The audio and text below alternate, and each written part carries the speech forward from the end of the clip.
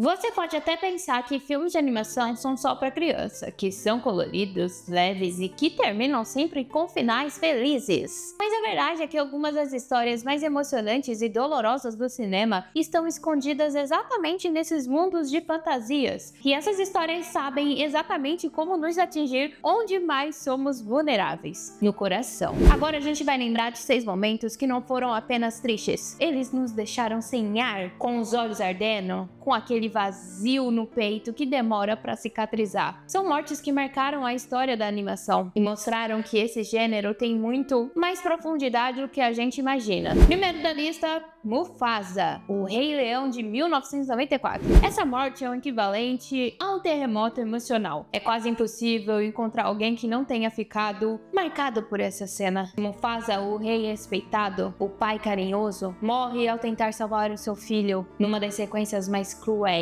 e memoráveis da Disney. Tudo começa com a emboscada das hienas, mas o golpe vem de quem deveria proteger a família, Scar. O longa vida ao rei é de uma frieza assustadora.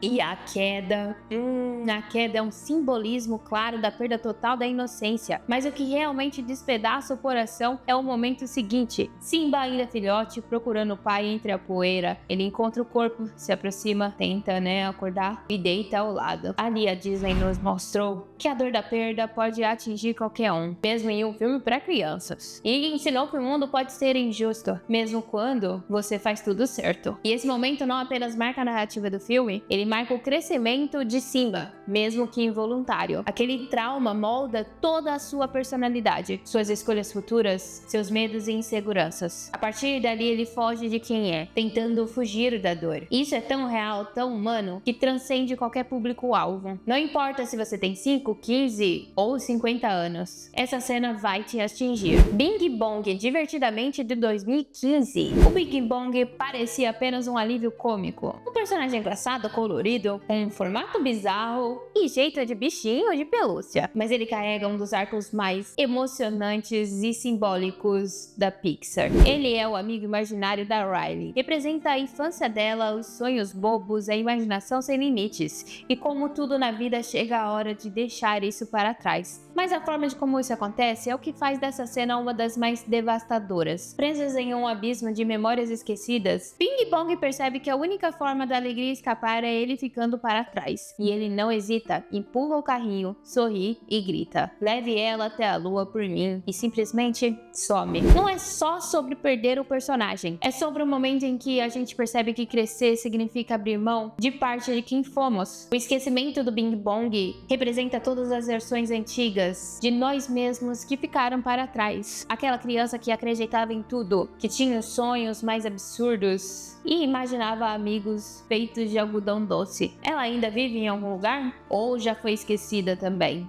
Tadashi de Big Hero 6 de 2014. Tadashi era o irmão mais velho, perfeito, inteligente, bondoso, sensato e lindo, né? O tipo de pessoa que você sente que vai sempre estar por perto. E talvez por isso a sua morte seja tão dolorosa. Ele quebra uma expectativa fundamental de que pessoas boas estão protegidas. A morte acontece quando Tadashi entra em um prédio em chamas para tentar salvar outra pessoa. Uma decisão corajosa, honrosa, mas que custa sua vida. E o Hiro, o seu irmão mais novo, fica com a culpa, a raiva, a tristeza e um buraco gigante no coração. E a presença do Tadashi continua no filme através do Baymax, o robô criado por ele. E isso torna tudo mais difícil. Cada vez que Baymax fala ou age de forma parecida com Tadashi, é como se ele ainda estivesse ali. O luto de Hiro vira o motor da história. E a gente sente cada fase desse luto junto com ele. E essa construção do personagem que faz a perda algo maior do que um simples plot twist. A dor do Hiro é real, e a forma de como ele tenta transformar isso em algo construtivo, mesmo passando por momentos sombrios, é extremamente poderosa. Ellie, Up, Altas Aventuras de 2009. A morte de Ellie não tem fala, não tem drama, não tem vilão. Ela tem memória, e é exatamente por isso que é tão devastadora. Nos primeiros minutos do filme, sem uma única palavra, a Pixar mostra toda a vida de Carl e Ellie. A infância juntos,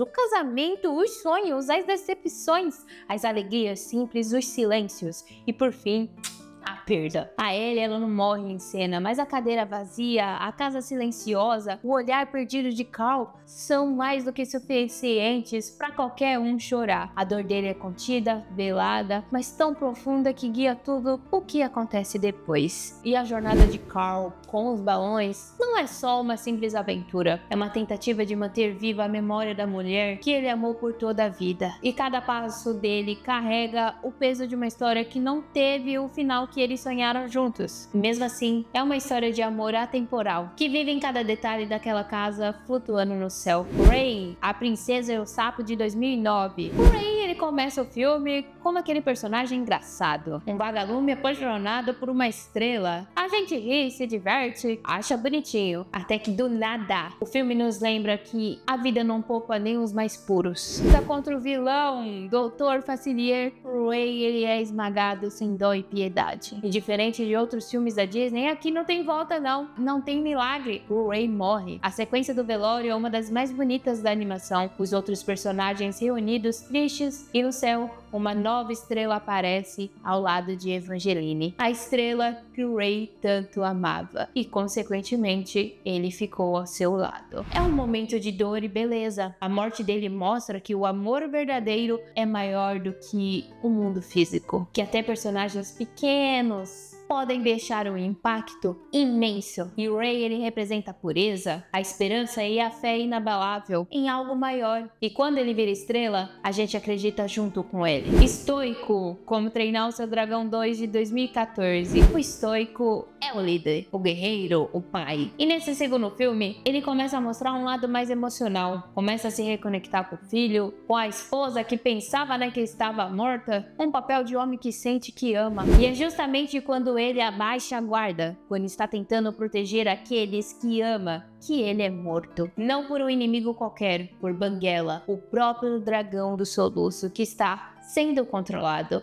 A tragédia é dupla, a perda do pai e a dor de ver o seu melhor amigo envolvido nisso. A cena é silenciosa, mas carrega um peso gigantesco. A relação entre pai e filho não teve tempo de se completar. E agora, o soluço precisa assumir a responsabilidade sozinho. A morte do estoico representa a passagem do bastão. A dor da perda vem acompanhada da obrigação de crescer. E a trilha sonora, o rito fúnebre, Vinkin, o barco queimando no mar, tudo colabora para uma das despedidas mais marcantes da animação moderna. E pra mim ela foi muito marcante, principalmente pelo fato de que quando eu assisti Como Treinar o Seu Dragão, o primeiro, eu demorei muitos anos pra mim assistir o segundo. Pra vocês terem uma noção, eu assisti o segundo recentemente. E eu não sabia que o pai do Soluço morria. Pra mim foi um grande choque, que eu nunca nem tinha recebido spoilers sobre essa morte. Então pra mim foi uma coisa bem marcante, principalmente porque eu não tava esperando isso. E um personagem tão forte e marcante, nossa, realmente a DreamWorks teve uma grande coragem e isso ficou bastante marcado. Tanto que essas mortes não são apenas cenas tristes em filmes bonitos. Elas são momentos que marcaram histórias, transformaram personagens e ensinaram lições profundas de forma tão sensível. Mais do que fazer chorar, elas fazem também refletir. E cada uma dessas perdas nos lembra que crescer é doloroso, que amar envolve riscos e que nem tudo tem um final feliz. Mas mesmo assim vale a pena. E é por isso que essas cenas ficam com a gente por tanto tempo. E você, qual dessas cenas ficou marcada na sua memória? Tem alguma que faltou nessa lista? Me conta, porque se tem uma coisa que a gente aprende nesses filmes é que chorar junto torna tudo mais leve. Se você gostou desse vídeo, deixa seu like, se inscreva no canal, ative esse sininho. Eu vou deixar por aqui um vídeo na tela final para você conhecer ainda mais o meu conteúdo por aqui. Clica nele e então até o próximo vídeo.